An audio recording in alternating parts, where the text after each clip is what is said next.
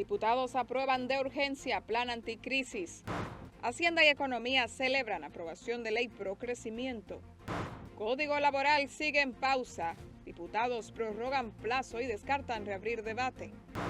Fuerza del Pueblo vuelve a referirse a la indexación salarial. Doctor Cruz Jiminián revela fraude similar al de Senasa en otras ARS. CODIA asegura más de 600 ingenieros exigen pago de obras ya entregadas.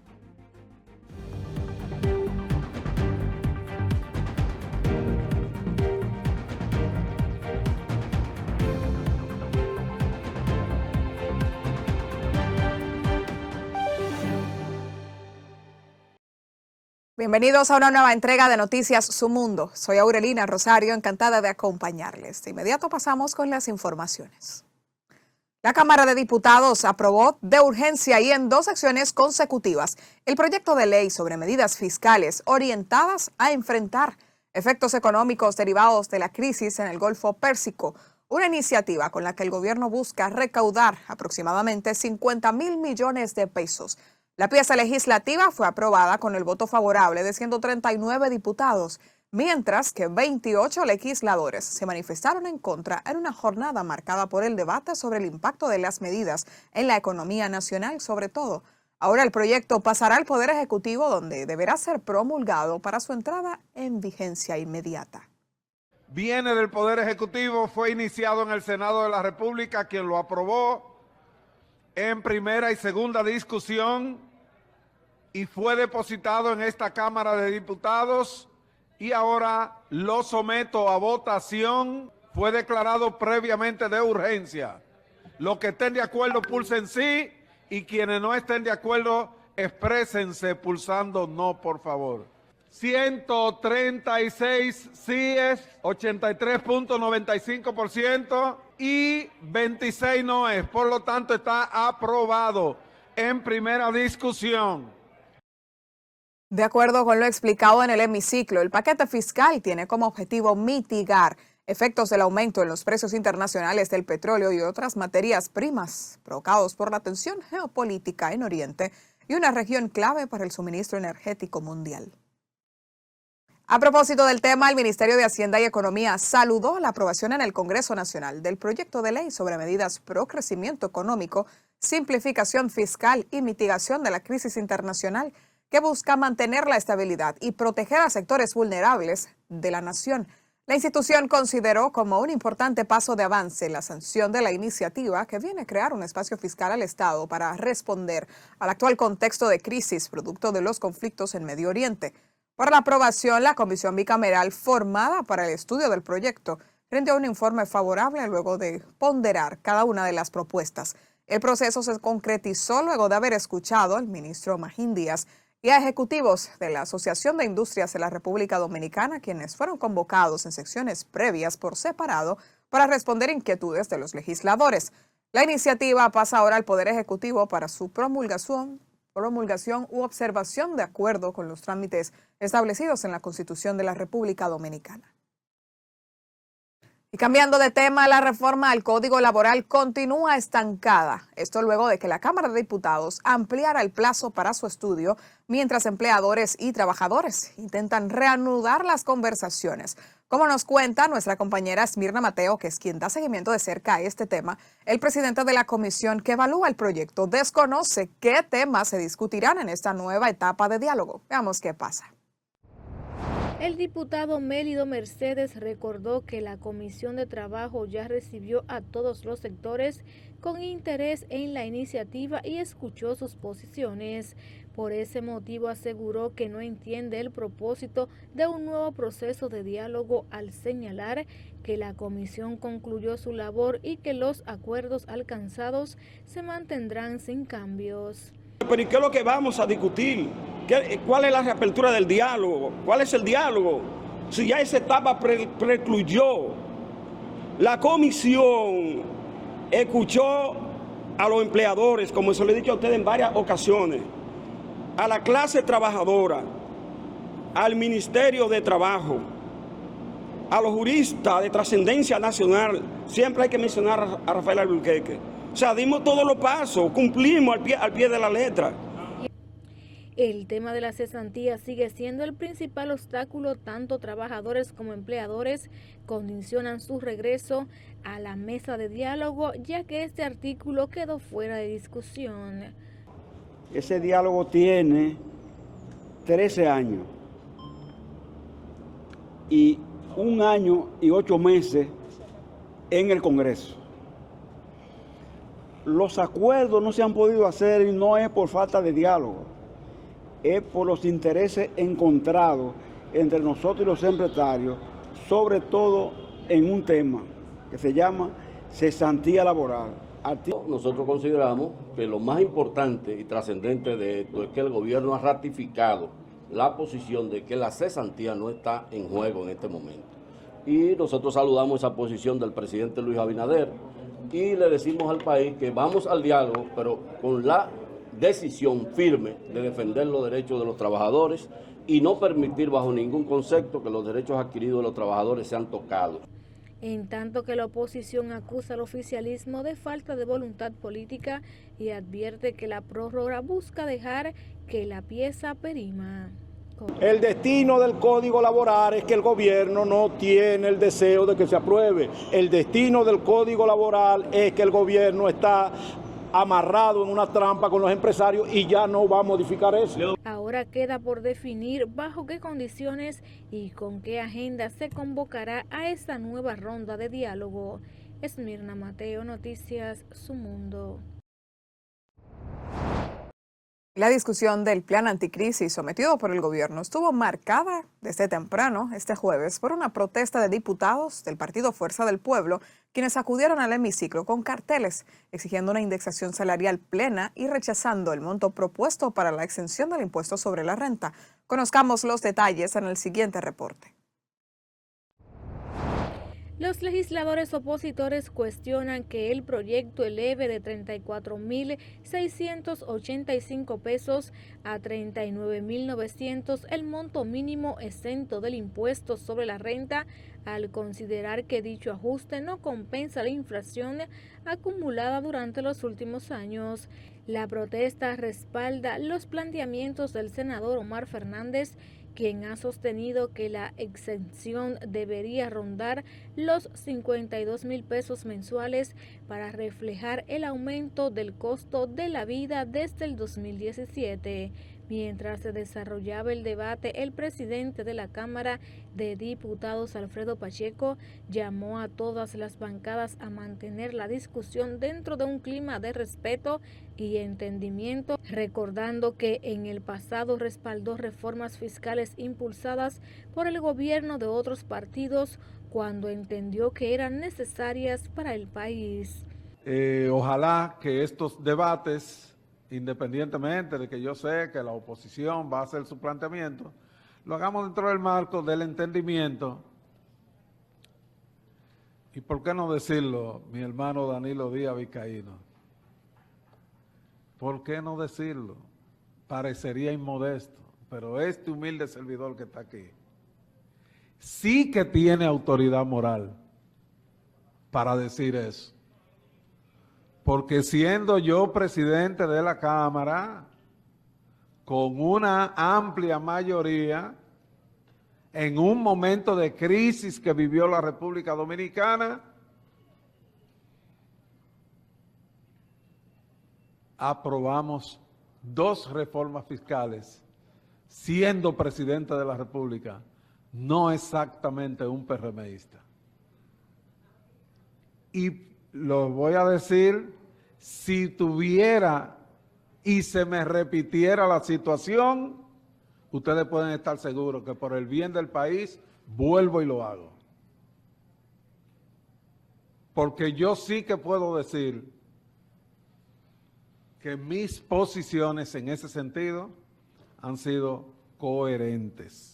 Durante la sesión fue dada lectura íntegra al proyecto de medidas económicas sometido por el Poder Ejecutivo, que busca recaudar entre 40.000 y 500.000 millones de pesos para enfrentar los efectos de la crisis internacional y fortalecer estabilidad económica. Esmirna Mateo, Noticias Su Mundo. En el plano salud, el doctor Cruz Jiminián manifestó que la red de fraude detectada en el SENASA no es un caso aislado, sino que opera también en otras administradoras de riesgos de salud del país. Asimismo, el galeno advirtió que muchas de las irregularidades graves ocurridas en la institución aún no han salido a la luz pública. Cruz Jiminián destacó además que si bien varios médicos participaron de manera consciente en este entramado de corrupción, otros fueron engañados y estafados, señalando que él mismo fue víctima de la situación.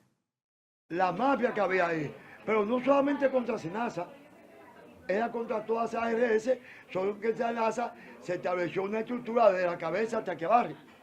Pero ahí todo el mundo hacía la mafia, era una institución organizada para mafiar. Si tú querías un código, yo como médico, para tener un código yo tenía que dar dinero.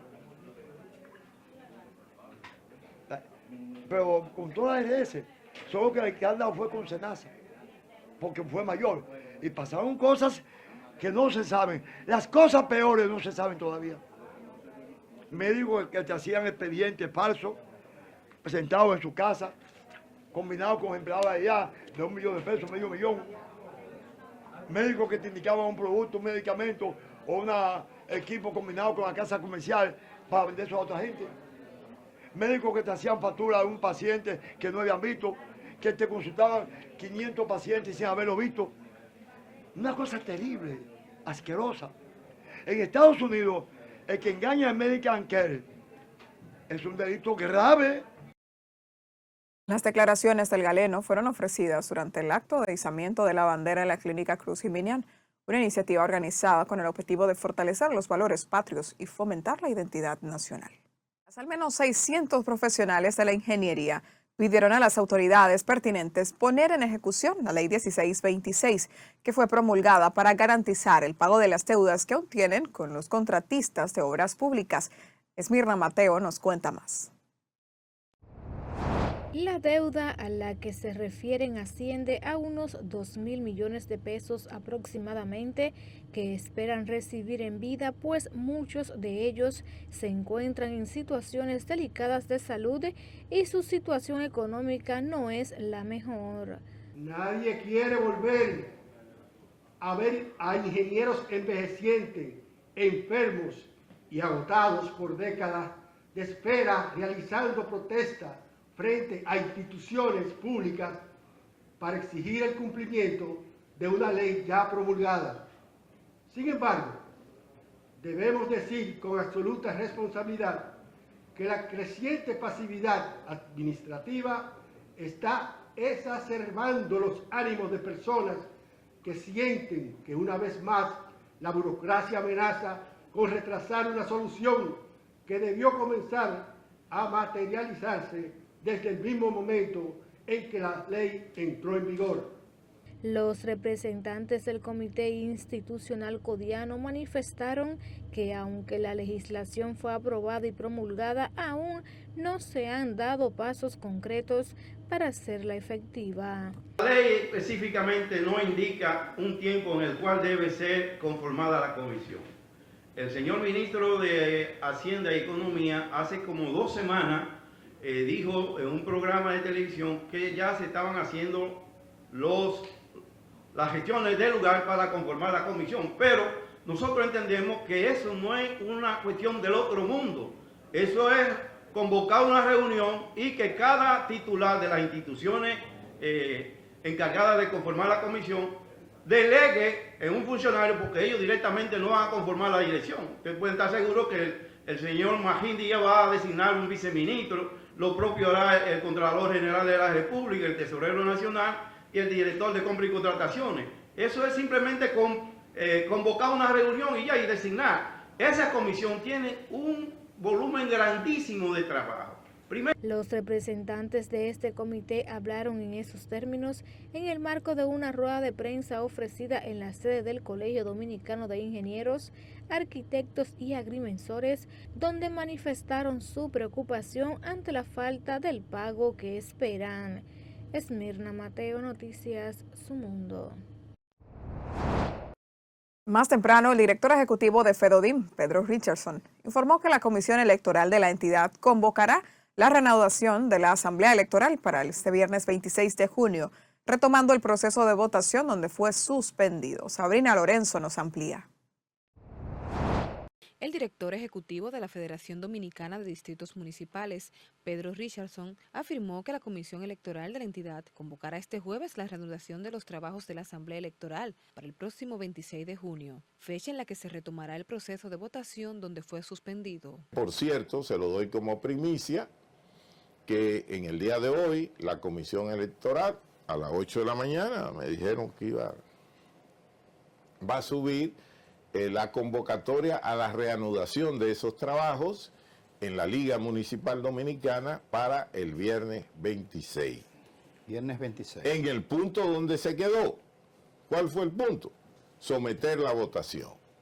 Durante una entrevista en el programa matutino Su Mundo, Richardson explicó que el proceso se desarrollará con una única plancha, validada por la Comisión Electoral, encabezada por el actual presidente de FEDODIN, Leoncito José, director del Distrito Municipal de Don Juan, provincia Monte Plata. Asimismo, recordó que las normas internas establecen que las planchas deben depositarse 5 días antes de la asamblea, acompañada del respaldo de al menos el 25% de los miembros y un plan de trabajo y las firmas de los integrantes postulados. Se deposita, vencido el plazo, la comisión electoral entonces dice, yo he recibido tales y tales y tales planchas, y las valida, si cumplen con esos requisitos. Cuando se venció el plazo, solo se había depositado una plancha. Los abogados entienden que los plazos son fatales. Richardson recordó que se realizaron actuaciones irregulares para obtener una suspensión del proceso, situación que, según a su juicio, debe ser investigada por el Poder Judicial. Además, reiteró que la fortaleza institucional de FEDODIN descansa en el respeto a sus normas internas. Yo tengo que decirte que las instituciones solo se fortalecen con el cumplimiento de su norma. Entonces, FEDODIN se rige por unos estatutos. Y esos estatutos de FEDODIN no se van a violar, porque si lo violamos, contribuimos con el deterioro de la institucionalidad. De igual modo, denunció la existencia de una campaña que, según afirmó, busca desacreditarlo personalmente y provocar su salida de la entidad municipalista. Aseguró que detrás de los ataques existe una estrategia organizada para afectar tanto su imagen como la institucionalidad de FEDODIN. Y ustedes verán esa fuerza, porque ellos no quieren que se le caiga el relato, que han querido construir con una campaña sucia y asquerosa en términos personales contra mí, dirigida de determinadas oficinas que están ahí. ¿Quiénes son ellos? Ellos saben a quiénes. Dejémoslo ahí porque yo estoy ansioso esperando el nuevo código. En agosto nos vemos en los tribunales. En agosto nos vemos en los tribunales. Finalmente, el dirigente cuestionó que sectores de la comunicación que, según dijo, se dedican a difundir informaciones falsas a cambio de beneficios económicos, afirmando que en el país opera una fábrica de chantaje dedicada a dañar las reputaciones, que además llevará hasta las últimas consecuencias los procesos judiciales iniciales contra quienes considera responsables de estas acciones. Sabrina Lorenzo, Noticias, Su Mundo. Y a más de 24 horas de celebradas las elecciones de la Universidad Autónoma de Santo Domingo, la Comisión Central Electoral aún no ha emitido el boletín final. Sin embargo, ya 2 candidatas a decanas por la Facultad de Ciencias Económicas y Sociales anunciaron una alianza para una eventual segunda vuelta. Escuchemos. Dicho acuerdo fue firmado por tres fuerzas que hacen vida aquí en la facultad. El Movimiento Dignidad Académica, el Movimiento Rumbo Académico y una UAS. Entonces, ¿en qué consistía el acuerdo? Fundamentalmente en que íbamos a concurrir a las elecciones del día de ayer con 2 candidaturas a decanato. Quien les habla, Edita Rodríguez, y la maestra Aldelis Rodríguez. Entonces, que luego pasado el proceso, inmediatamente conociéramos el resultado, la candidata que obtuviera la menor cantidad de votos iba a apoyar a la otra. Bueno, pues precisamente hoy, dando sentido, ¿verdad?, y valor a la palabra empeñada, estamos aquí. Afortunadamente tenemos que decir que solo nos falta el decanato, porque anoche logramos el triunfo del vicedecano, que quiero un aplauso para él. Nosotros llegamos a un acuerdo de segunda vuelta y en honor a ese acuerdo y la palabra empeñada estamos aquí para hacer cumplir, vamos a hacer todo el empeño que tenemos que hacer, emplear todas nuestras fuerzas para que sea la maestra Edita Rodríguez nuestra próxima decana. Tenemos una visión muy compartida, un plan de gestión que compartíamos y ella representa lo que debe ser la decana de nuestra facultad en atención a lo que es la dignidad, la transparencia y la ética universitaria. Luego de los recientes comentarios sobre el deterioro de la salud, el presidente del Partido Fuerza del Pueblo, Leonel Fernández, vicepresidente y coordinador político de esta organización, Radamés Jiménez Peña, hizo un desmentido público al tiempo de calificarlos de mentiras aviesas que lo único que buscan es promover las mentiras y el sensacionalismo, señalando que Leonel está como un trinquete mejor que nunca y la mayor demostración de eso son los cientos de dominicanos que se juramentan permanentemente en la institución. En el acto de juramentación pasaron a las filas del Partido Fuerza del Pueblo decenas de ciudadanos y dirigentes que realizaron un recorrido por Santo Domingo Norte. Escuchemos. Están desesperados. Están vueltos locos y se inventan mil y una mentiras a través de los medios de comunicación y a través de las redes sociales. Ahora se han inventado que la Fuerza del Pueblo hay denuncia masiva. Falso de toda falsedad. Podrán comprar uno, podrán comprar dos, pero a diario llegan miles de hombres y mujeres que que todos ustedes quieren que República Dominicana vuelva a transitar por el camino del progreso, el desarrollo y la modernidad. Y cambiando de tema, el vocero de la Policía Nacional informó que oficiales de la Dirección Central de Investigación dan seguimiento a las circunstancias en que una joven supuestamente se lanzó a las aguas del Mar Caribe. Su cuerpo fue recuperado sin vida la mañana de este jueves en las proximidades de la playa Guiviana, el malecón del Distrito Nacional. Primero, lamentar el deceso de esta joven mujer que respondía al nombre de Esperanza Santana Monte de Oca, de 26 años de edad. Esta es una información que está en desarrollo. Hace unos minutos fue rescatada de aquí de las aguas del Mar Caribe, próximo a Adrian Tropical, esta joven mujer.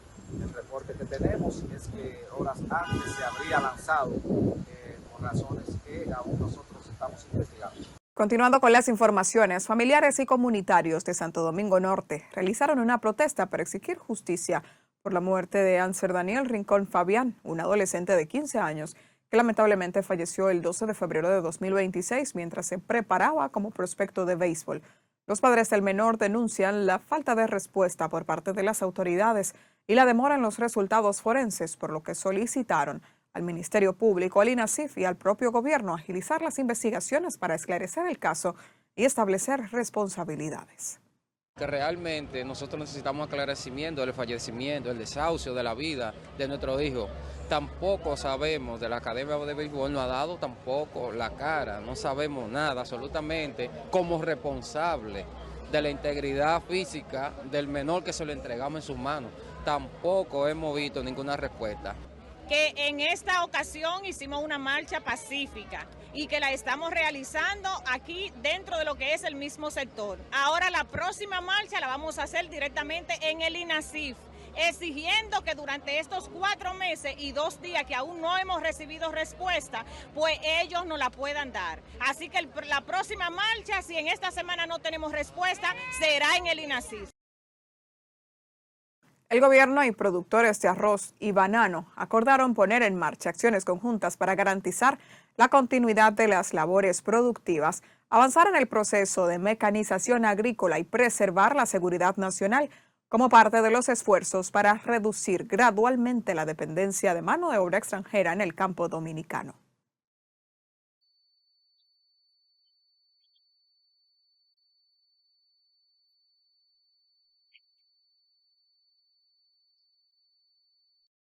La decisión fue adoptada durante una reunión realizada en la sede del Ministerio de Agricultura, encabezada por su titular, Francisco Olivero Espaillat, el ministro de Defensa, Teniente General Carlos Antonio Fernández Onofre, y el director general de Migración, Vicealmirante Lee Ballester, junto a representantes de la Federación Nacional de Productores de Arroz y la Asociación Dominicana de Productores de Banano. En otra información, el dirigente del Partido de la Liberación Dominicana, Francisco Javier García, pidió la intervención directa del presidente Luis Abinader para evitar muertes innecesarias, debido a que no están recibiendo los medicamentos de alto costo.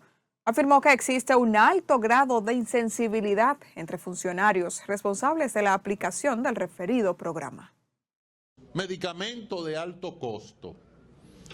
¿Por qué se le llama de alto costo? Porque una familia normal, una familia de clase media, es imposible que pueda comprar esos medicamentos para dárselo a los familiares. En el gobierno del PLD se aprobó ese programa de medicamentos de alto costo. No hay una sola denuncia en los gobiernos del PLD de que ese programa funcionara inadecuadamente. Es más, de eso ni se hablaba.